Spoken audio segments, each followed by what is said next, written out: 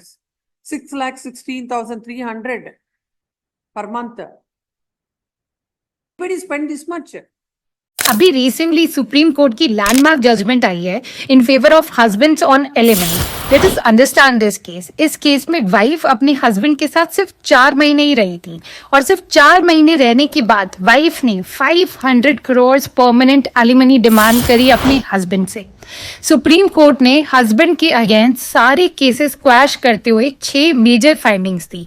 पहला, supreme Court ने warn करा कि women beneficial laws women use नहीं कर सकती अपने हस्बैंड को थ्रेटन करने के लिए या उससे मनी एक्सटॉर्ट करने के लिए।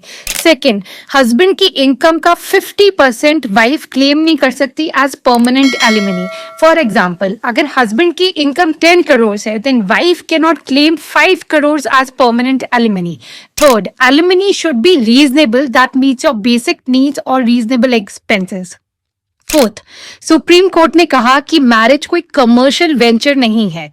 फिफ्थ, जो विमेन बेनिफिशियल लॉज है जैसे 498A, 376, 377, 354, ये सब विमेन ने यूज कर रही है as a combined package to extort money from their husband. Last, हमने अतुल सुभाष के केस में भी देखा था कि उसकी वाइफ ने उसके अगेंस्ट मर्डर की FIR रजिस्टर करवा दी थी, अननेचुरल सेक्स की रजिस्टर करवा दी थी।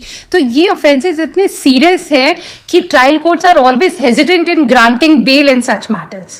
Now let us understand कि मेंटेनेंस अमाउंट डिसाइड कैसे होता है। सुप्रीम कोर्ट ने रजनीश वर्सेस नेहा में कहा था कि कोई फिक्स्ड फॉर्मूला नहीं है इन डिसाइडिंग मेंटेनेंस और 8 फैक्टर्स लिस्ट करे थे टू डिसाइड मेंटेनेंस। फर्दर कहा था कि एसेट्स और लाइबिलिटीज एफिडेविट मैंडेटरी है फाइल करना to decide the maintenance amount.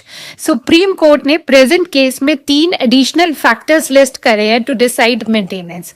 पहला ये कि duration of marriage should also be considered in deciding maintenance.